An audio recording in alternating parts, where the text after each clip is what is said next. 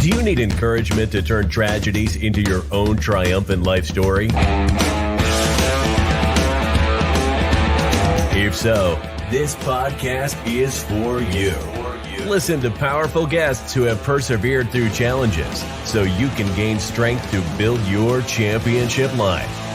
The host of Professor of Perseverance podcast, Dr. James Purdue. Hey, it's that time again. It's time for us to get fired up, motivated, inspired. Let's encourage one another so each and every one of us can get better throughout our life. Yes, we're going to get hit with those days that are struggling, those days that we just don't want to do anything. But that's what this podcast is for. Grab a little nugget here that'll get you through today and move forward in life. Hey, today our guest, he said he went from broke, working 12-hour shifts, living on his aunt's couch, to become an award-winning entrepreneur, peak performance coach. So here we go. Let's go get started. Welcome to the show here, Ryan Horn. Hey, James. Well, first of all, thank you so much for having me on the show. I'm excited to be here and excited to share. Hey, thank you. Oh, yeah, thank you for coming here because we know that people's times are valuable, and I've wasted other people's time before, and not that we necessarily meant to, but it happens like it sometimes. We know your time's valuable. We know you got some things you're excited to share, and we know that we can all grab a little bit of something and move forward. So, and again, thank you for being here. All right, Ryan, I'm just going to sit back, provide you the platform, and I'll ask a question or two as we go along, and let's give somebody, get them fired up today. Sounds good. So I'm going to share my entrepreneurial journey because there were definitely lots of times where I needed perseverance to get through it. So, and it doesn't matter if you own a business or not. The things that I'm going to share, I think, and some of the lessons and principles you can use in really any area of your life. Doesn't matter who you are, where you're from, what you do. So I'm going to start way back. So for me, I grew up in a really small town in northern Minnesota. And when I say small town, sometimes people think like 20,000 or something. So for me, it was 300 people. So very small town, very small town. And nobody else in my family or really nobody else that I knew was a business owner or entrepreneur, but I always just kind of thought that way. And a funny story I like to tell, my first go into entrepreneurship was when I was about 11 or 12 years old. My mom had this fundraising catalog that I was looking through, and it was like sell like 30 calendars, make like $200 profit. And our Sunday school had actually done this the previous year to raise money for the Sunday school. So I convinced my mom to order these calendars, and I went around in our small little town door to door selling them for myself. And it was really funny because everybody was literally like, "Oh, are you doing this for your Sunday school again?" And I was like, "No, I'm doing this for me." And it was just, they were just kind of shocked. They're like, "Oh." But that's just kind of always the way that I thought entrepreneurial, and ended up going to college because I just thought that was quote unquote what I was supposed to do. That's what everybody else was doing. I didn't have a different plan. So that's what I did, and wanted to be a strength and conditioning coach at a college. Was on that course, ended up getting a degree in exercise science.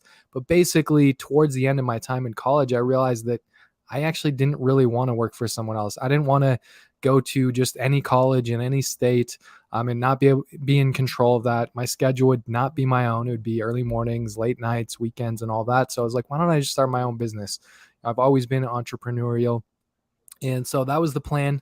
I graduated from college, moved down to the Twin Cities, Minneapolis, St. Paul, and started my personal training business, and it didn't go the way I planned. So 3 months in, I had made probably about $200 total.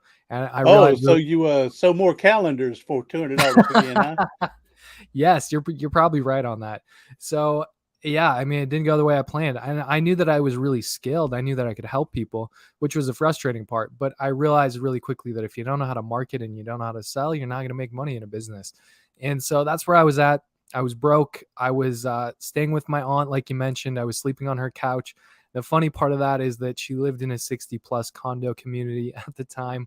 And so I was not actually allowed to live there. So I literally was like sneaking in and out every evening and morning, trying not to get caught because I didn't blend in very well with, 60, 70, 80-year-olds when I was a 22-year-old right out of college. So that was my life. And I had these student loans that were about to come due from college, and I knew I needed to make money. I needed to do something. So I ended up going to an employment agency. They placed me at this metal factory that you mentioned in the intro there. And yeah, I was working 12-hour night shift from 9 p.m. to 9 a.m. for $9 an hour. And that was a very humbling experience. Coming straight out of college, I was like, man, I'm just going to start this business. It's going to be great. I'll have time freedom, financial freedom. And that's not the way it worked out, right? And the thing is, a lot of times our plans don't work out the way we want the first time we try it, right? But going back It to may not work out the 100th time we try it. exactly, which is why I love your podcast, Professor of Perseverance, because if you want to be successful, you really do need to persevere. And I don't care what area it is or whatever, there's going to be challenges that come up. And so they certainly did for me. So I was sitting there in the metal factory one night. I was in the break room. I looked up at the clock, and it was like 2:00 in the morning or something. And I had this epiphany. And the reason I had the epiphany was because I realized that it was my 23rd birthday. And it just hit me like a ton of bricks. And I was like, man, how the heck did I get here? Right? This was not the plan, right? I thought I did everything right. I got good grades in school and this and that, but it wasn't working out the way I wanted, right? So I was just kind of sitting there feeling sorry for myself and, asking myself bad questions, right? Like, how did I get here? How'd this happen?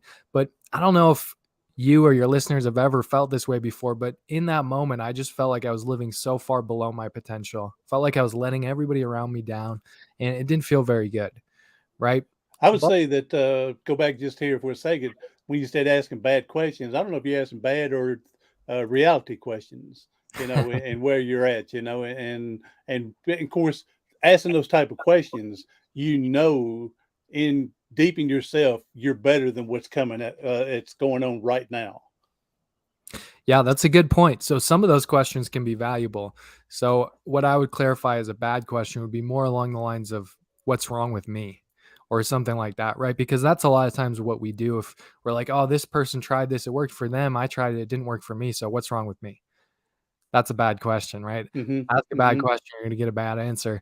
So, but that's where I was at. I was feeling that way and it didn't feel very good. And after about 10, 15 minutes sitting there feeling sorry for myself, I actually made a really powerful decision that changed my life. So the decision that I made was that I was going to quit the metal factory. I was going to finish out the shift, quit the metal factory, go learn the skills that I knew were missing, which selling, marketing, change my habits, change my mindset, and go make my business successful or basically die trying. So that's where I was at. And that's what I did. So I finished out the shift and I knew there were a lot of things I needed to change, a lot of new skills I needed to get. And so one of the first things I did was I got this Tony Robbins audio program. It was 30 hours long. I started listening to that on repeat and really just started changing my mindset, what I believed was possible. I started to uncover all these limiting beliefs I had that I didn't even realize that I had. And so that was really powerful, but I also changed a lot of my habits. I started getting up earlier in the morning. I found an accountability partner. And then I also found some mentors that helped me learn how to actually market and how to sell. So slowly, I started making a little bit of progress in my business and a little bit more money. And I think within about 4 or 5 months, I was actually able to move out of my aunt's place, which was a great blessing. But so I was in that place where things were okay, but I knew I was still living way below my potential. And that can be a dangerous place, I think, because we get to a place where things are kind of comfortable. It's like, oh, I'm not feeling the pain of having to go to the metal factory anymore. But I also know that there's so much more for me available. And so I was kind of stayed stuck in that spot for probably another year, year and a half. And it was frustrating because I knew that I had more in me and basically made a couple more really powerful decisions that helped me go to the next level again. So about a year and a half later, so this was around the end of 2014 by this point, and I hired my first coach, and I also bought a ticket for a one-day mastermind in Miami with a couple of my mentors that had taught me how to market and how to sell, and they were both incredibly successful, making multiple seven figures. And so those two things changed everything for me, because getting a coach, I realized, man, I was trying to do everything on my own before, and it was a struggle. Everything was a struggle. It was really hard. And I had only got to this level of success that it was like, things are okay. I'm scraping by, I'm paying my bills. Right. And that was me trying to do it on my own. And when I got the coach, I realized that, wow, having a coach is really powerful because he has no emotional connection that I have to all of these things. And he can call me out on the things that he sees. And it's like we all have these blind spots. And a coach, it's almost like if you're driving in a car, you have blind spots in a car, right? And your coach is up in a helicopter. He can see everything. He can say, hey, this is in your blind spot right here. You probably don't notice this. I want to make you aware of this. So that was really powerful. But then again, actually going and meeting really successful people in person also changed what I thought was possible, because I realized they're really no different than me and their stories are similar to mine. They didn't start out and just, crush it in their business right away. They had struggles. They had to persevere through, and they had challenges. And really, even once you hit a certain level of success, I think people think in their mind that, oh, once I get here, everything's going to be great. No more challenges, right? But that's not true. There's always going to be challenges. And so I think building perseverance is incredibly important. But yeah, that basically, I doubled my business that year. And the year after that, and really just set me on this course of massive growth. I think I went to like 10 or 11 conferences in 2015. So the year after I got a coach, and got other coaches, joined masterminds, and really just got involved in that, and realized that the training never stops. If you want to be great, if you want to be extraordinary in any area of your life, you can't just, it's like working out. You could be in the best shape of your life, but if you just go sit on the couch for 6 months, it's all going to go away, right? And it's the same thing here. I think you have to change your habits and what you do on a consistent basis if you really want to change your life for the long term, not just for a short term. And so, yeah, so that led me into coaching myself. I currently have a business called Extraordinary Man, where I coach men, help them grow their business and become the man they were created to be in every area of their life. And I love it. Feel very privileged that I get to do that. And I also host the podcast, and love doing that as well, being able to bring other men on that are successful and have them share their story as well, so people can realize that, wow, okay, he went through a lot of stuff too. He had to persevere as well. So that's a little bit of my backstory. And that's a lot of a backstory too. So yeah, like you said, all of us, most of us, we have basically the same story. It's Right. just, can you put the other pieces together to fill the puzzle in as best as you can? And I agree with you. Finding a mentor or a coach that's already been through what you've been through and how they've got to the other side can give you that advantage of not having to reinvent the Yep. wheel. Okay. Yeah, I agree with you on that as well. So yeah, to make it a little simpler for you. So Yeah, absolutely. And so, what I'd love to share next, because I think your listeners are really going to get a lot of value out of this. So, I didn't realize it at the time, but but let me hold you there. Let me go yeah. back I was thinking too that Hmm. uh, like you said, you can be the best physical shape possible, but go sit on the couch and then see what happens. Later on. Same thing here. Once you become successful, to maintain the success and even go higher than you ever thought you could, you got to be a lifelong learner. Okay, Yep. open to do this. Like you said, if you go to school and graduate, but then you never open up a book the rest of your life, how far is this going to take you? And so, yeah, you got to be a lifelong learner to continue on being successful. Absolutely. 100% agree with that. So, basically, the past couple years, about 2 or 3 years ago, I put together a framework. I call it my 5-step business breakthrough framework, but it really doesn't matter. It will work for any area of your life, whether it's your health, relationships, whatever. Uh, But if you want to break through in any area of your life, if you follow these 5 steps, I believe it will lead to that. And I can look back in, the story I just told you, my entrepreneurial journey, or really any other area where I've persevered and then had success in it. And I can pick out these 5 different points in all of those. And I could probably do it with your story and, all of your listeners as well. Anything where you've achieved something great, you've followed these 5 steps, whether you knew it or not, and probably different ways of doing it, etc. But so I think this is really going to be valuable for the listeners. So Hmm. if you're Yeah, listening, go ahead. if you're not driving or something, I would recommend you actually take notes on this, because I really think it can be helpful for you. So the 5-step framework, I'll just go through the 5 steps and then I'll explain them a little bit. So the 5 steps are: number one is excuse me, number 1 is clarity. Number 2 is commitment. Number 3 is coaching. Number 4 is courageous action. And number 5 is course correction. Oh, so you're using the letter C. I use the letter C. Yes. Yeah, So yeah. yes. So I've had other programs that I'll use the letter P or something. Yeah, just to keep it going. But yeah, there you go. So C's. So yep, people know the 5 C's of the your 5 C's. success. Yes. So to keep it simple, easy to remember, it's the 5 C's. It took me a little while to make them all C's. So yeah, exactly. Yes. All right. So number 1 is clarity. And here's the thing. Most people don't have clarity. They don't have clarity on what they want or even where they're at right now. They kind of have a little bit of clarity, but you really want to get crystal clear in this area. And the reason is, one of my favorite quotes is that fuzzy goals don't get hit. So look, I mean, there you go. Yeah, if you imagine you're looking through a rifle scope at a target and it's fuzzy, you can't even make out the target. I mean, what are your chances of hitting the bullseye, right? Slim to none. But if it's crystal clear and it's zoomed right up, it's going to be really easy to hit it, right? So getting really clear is very important. And so the thing is, a lot of people, if you ask them what their goals are, they will be kind of like, oh, I don't know, or maybe they'll tell you something, but it's just whatever's on the top of their mind because they don't even write it down. So first thing I would say is actually write it down, because if it's just in your head, it's going to be a moving target, and that's going to be even harder to hit, right? So because you don't want to be changing your goals based on how you feel that day or whatever, right? So actually write it down. And then there's an acronym called SMART that I love to use. It stands for specific, measurable, aligned with your values, realistic, and time-based.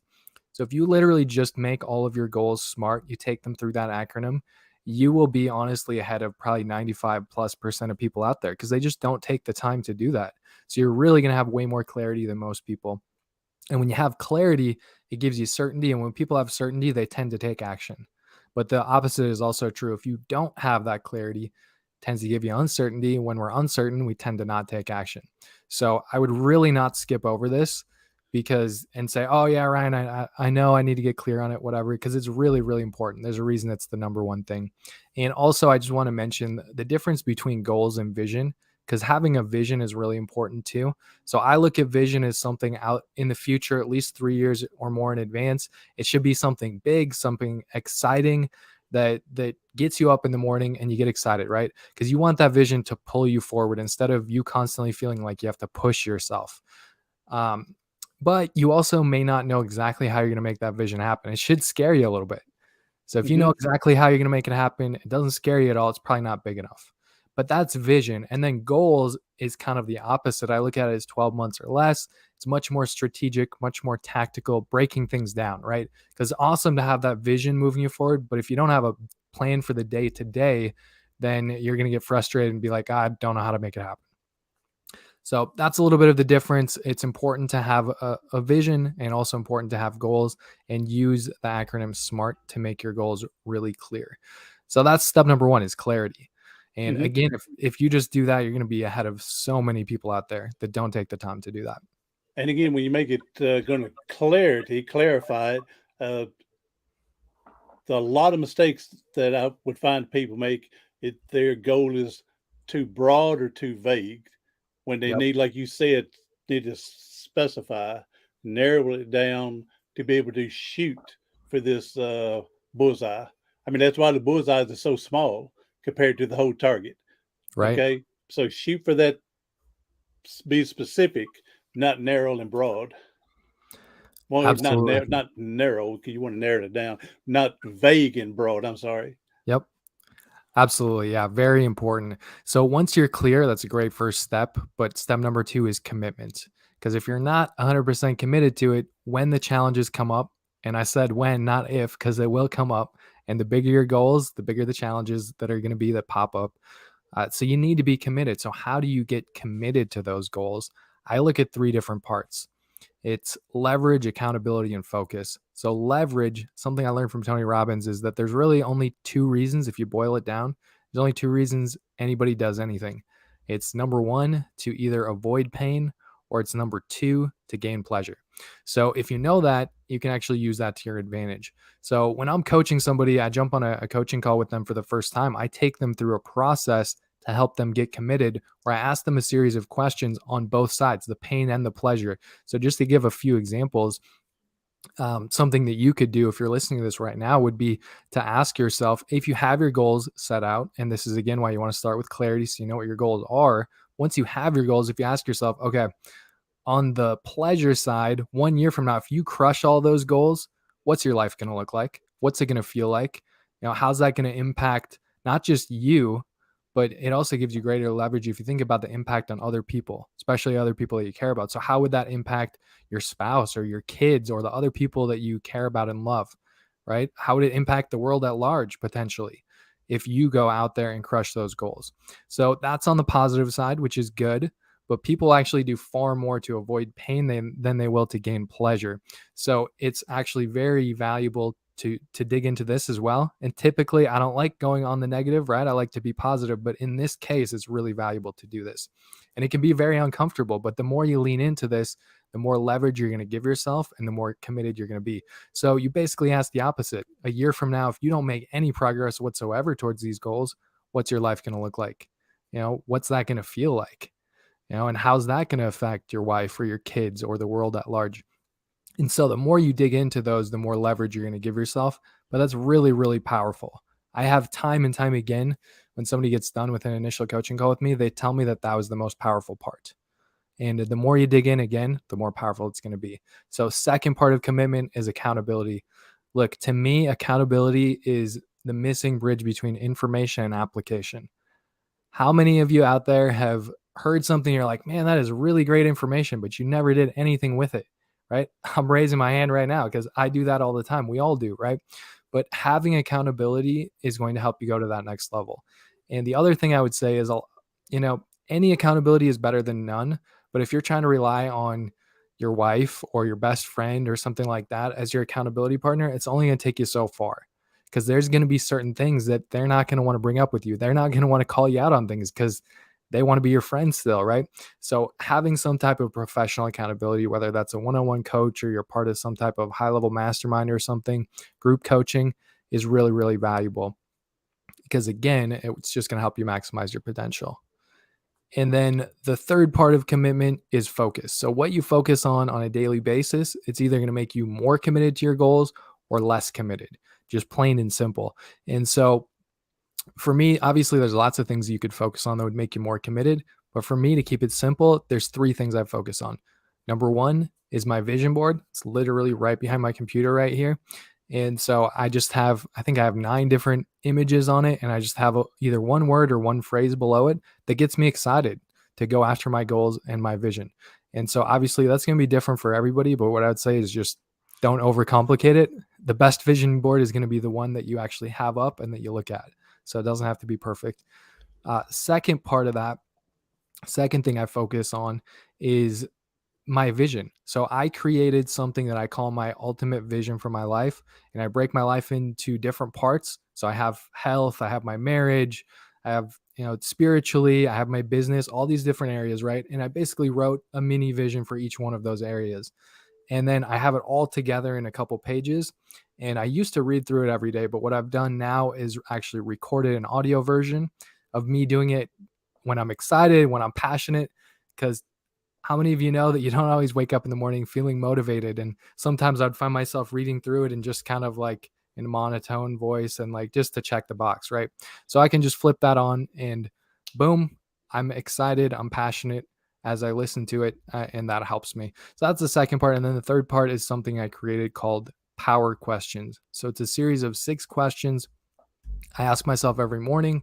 Only takes me probably 3 to 5 minutes, but it really, it's kind of the best of everything I've learned because I've done lots of different morning routines. Like I said, I've had lots of coaches and I've learned all this stuff. So I put it together in what works for me and also what's something that's simple that I can actually do every single day.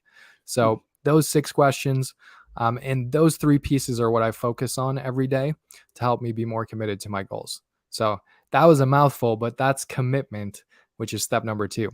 You were committed to it. So you did awesome. Thank you. Yeah, absolutely. And so step number 3, so these last few steps are not going to be as long as step 2. But step number 3 we're in good shape, man. We're in good shape. Keep going. Awesome. So step number 3 is coaching. So I look at coaching and I divide it kind of into two pieces. So active versus passive. So to me, passive coaching would be something like reading a book, or it could be listening to this podcast, or it could be, watching a YouTube video or something like that, right? Some kind of training or course, but it's something you're doing on your own, right? You read a book, the book can't talk back to you, right? So it's passive, but it's still good, and you can get coaching from that and you can implement that, and it can be great, right? But I also think you need active coaching, which is more of what people would think of, right? Having a one-on-one coach or group coaching again, or being part of some type of mastermind. That's active because you get feedback back and forth. And what I've found is that the higher your goals are, the bigger your vision for your life, the higher level of coaching you need if you're going to achieve them. So if you tell me, hey, Ryan, I want to make $1 million, and your plan for coaching is I'm going to read this book, I'll tell you, well, that's great. That's a great start, but it's not going to happen, right? You're going to need a higher level of coaching if you want to achieve that. And so that's coaching to me in a nutshell. There's a great quote by Tom Landry on coaching. I don't have it here in front of me, but basically what he says is that you're not going to maximize your potential without a coach, and a coach is going to pull the best out of you. And that to me is what coaching is in a nutshell.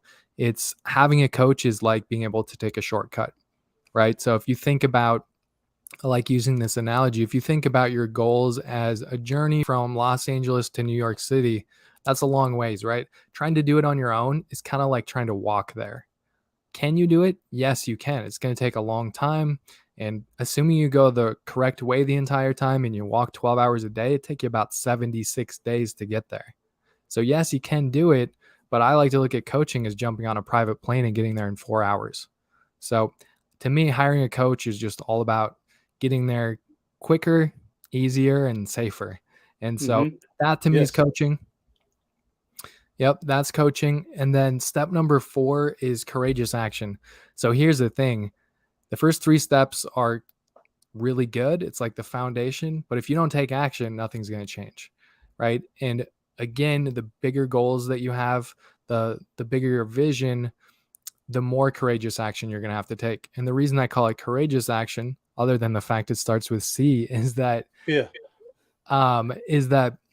you're going to be required to take courageous action if you want to actually achieve something meaningful. And that means it's going to be uncomfortable. You're not going to want to do it. If it was easy or you wanted to do it, it wouldn't be courageous, right? And by the way, courage doesn't mean that you're not afraid. It means you're afraid, but you do it anyway. And so the thing is that it's kind of like a muscle. So when you take courageous action once, the first time is always the hardest, but the more you do it, the easier it becomes. It's like training your muscles, right? And so same thing there, but it's really, really important. And what I've found is that if you're in a place right now where you're like, okay, Ryan, I know there's this courageous action in front of me. I know this is what I should be doing next, but I can't get myself to do it, or I can't get myself to do it consistently, right? And the thing is, if you only do the courageous action when it's convenient or when you feel like it, then you're never going to actually hit your goals. So what I have found from coaching hundreds of people is that typically if you're in that place where you feel like you're at the edge of the cliff and you have to jump and take that courageous action, but you don't want to, you can't get yourself to, go back to steps 1 through 3 that I just went through, because I virtually guarantee there's something missing from there. Either you're not clear enough on what it is that you want, you're not committed enough, or you don't have a high enough level of coaching to get you there. So when you have those 3 things in place, it becomes a whole lot easier to take courageous action. But at the end of the day, you still ultimately are the one that has to actually do it.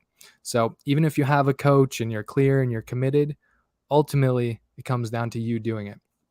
And then finally, step number 5 is course correction. And this is vitally important as well. I think this can actually be the hardest step sometimes for people, and it's because of their expectations. It's because they're like, okay, Ryan, I followed steps 1 through 4. I'm clear. I'm committed. I've got the coaching. I'm taking the courageous action, but it's still not working out. I did all that. I tried it. I didn't get the result I wanted. So, and then again, going back to what I said earlier, you start asking yourself bad questions and you get bad answers, right? Like, well, what's wrong with me? James did it worked for him. Ryan did it worked for him. I did it and didn't work. So common denominator is me, so it must be something wrong with me. And that's where I see a lot of people get really frustrated and they end up quitting, and they're so close, because you just have to realize that the first time you try anything, it's not going to work out the way you want. It's just not. If you look back at your life, first time you tried to tie your shoes, I guarantee you didn't just tie them the first time. First time you try to ride a bike, all these things, right? And so the thing is, especially as we get older, we don't like trying things and not having it work out because we don't want to look bad, right? We don't want to appear like we failed, especially to other people or if it's public, right? But I love using the analogy of a baby learning to walk because, right, they don't just stand up and start walking around. They stand up, they fall down. They stand up, they fall down over and over and over again. But eventually they stand up and they take a half a step and then one step and two steps and then they're walking. But why is that? It's because their parents didn't say after the first 10 times that they fell down, oh my gosh, look at my kid. Look, they tried 10 times. They fell down every time. This is ridiculous. This is embarrassing. You know what? I'm just going to have them stop trying. They're just not going to be a walker, right? Nobody says that. And that's why pretty much everybody walks, right? Because it's not a matter of if, it's a matter of when, as long as you continue going and you continue course correcting, right? And it's what your podcast is all about. It's perseverance. And that's where the perseverance comes in, because it's not going to work out the first time you do it, probably not the first couple times, but you just have to realize that every time you try and fail, you're actually winning an experience. And the more experience you get, the closer you are to actually achieving the outcome that you want. And so that's my 5-step framework. And really, you can use it to break through in any area of your life. Well, and when we fail, we also learning from the experience as well to build on to find out what's not working so we can get something working. Hey, two things that brings to me off the top of my head is when you talk about coaching and finding the right coach and everything like that to help you. It goes to me. I know I didn't make this up. I'm sure I heard it somewhere or read it somewhere, but I don't know who to give credit to. But it's, you can't win the Kentucky Derby riding a mule. So you got to get the right coach with the right horse to be able to play the game correctly. Okay. And then the other thing is you talk about the last thing being the hardest with the course correction. I personally think, and we're all different, but I would think that the taking action would be the hardest thing, because again, you can do everything up there, but if you don't take the first step towards trying to, there's too many people that are afraid to fail, right? But can you believe this? There are too many people that are afraid of success because they've never been there. I don't know what to expect. How would I live after? What would people think of me after that?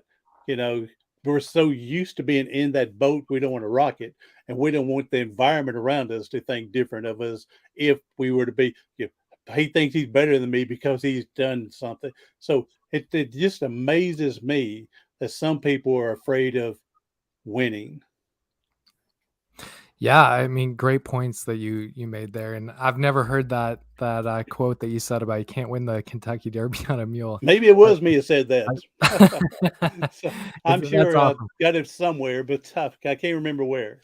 But yeah, that's awesome. I love that, and yeah, great points that you made.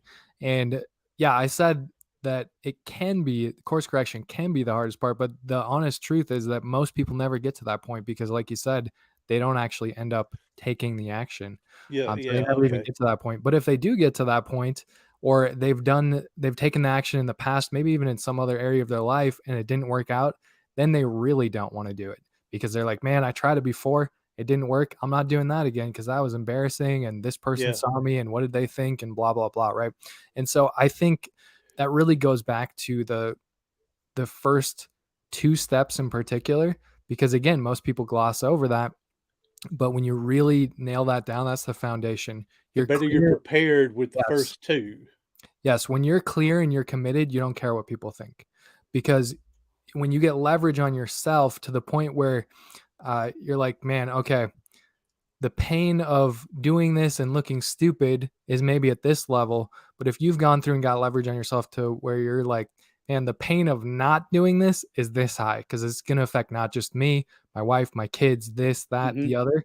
So that's why the clarity on what you want, but then also the commitment piece, and in particular, getting leverage on yourself, you get enough leverage on yourself, you can get yourself to do anything.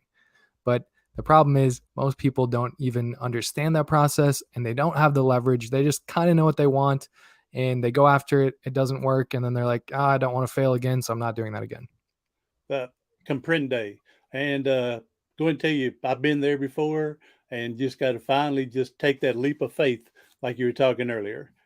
So, Ryan Horn, thank you for coming in and sharing. We've been at this 35 plus minutes now, man. Time flew by with your 5 steps, and we appreciate the 5 C's that you shared with us. And anyone else, I would encourage you to share these 5 C's with someone else you think that needs this. All right, Ryan, hey, appreciate you coming on. Hey, go and give us some of your website, social media, how people can get you if they want to look for you for coaching. Absolutely. So best place to go would be my website, which is coachryanhorn.com. So there's links to everything I do there. Like I mentioned, I host a podcast, the Extraordinary Man Podcast. I have a free Facebook group. So if you're a man that owns a business or wants to own a business, feel free to join that. And then you can also apply for a free 60-minute breakthrough coaching call with me. And I would love, if you're a good fit, which I only coach men. My wife coaches women. So if you reach out to me, I might be able to hook you up with a call with my wife. But yeah, I would love to give your audience, if you're one of the first 5 people to reach out and mention this podcast, I'd love to give you a free 60-minute coaching call. All right, awesome. And by doing that, go ahead and tell them Professor of Perseverance is where you found it or heard. And so he'll know for that 5 coming in. So, all right, Ryan, and hey, appreciate it again. And go ahead and leave us with a positive quote, a positive message. We know there are people that are hurting and struggling today. And if you can give them something they can hold on that to get them through today, that'd be a blessing, man. Absolutely. So what I would say is that failure is not final, right? And the only way to really fail is to actually just quit. So failure to me, the way that I look at it and the way that it will help you if you look at it this way, is that it's really actually just a necessary stepping stone towards your success. Amen. And that is true in all parts of life. We're going to, life would be too easy and too boring if it all come. Well, I wouldn't say easy, but it'll be boring if it's all too easy. And Right. so to keep a little hype into us, we got that little confusion with us, and it helps us, again, go forward in life. So, all right, Ryan, thank you again. And we'll put all your links and stuff, other social media I find. We'll put it in the show notes for people to hunt you down and go from there. All right. Absolutely. Thank you, everybody. Hey, be sure to share this out with someone you know that could use some inspiration, whether, again, he said for your entrepreneurship or just regular life to help get a better control. So, all right. Thank you, Ryan. And for everybody else, do something today, tomorrow, something next week that's going to help you persevere past your paralysis.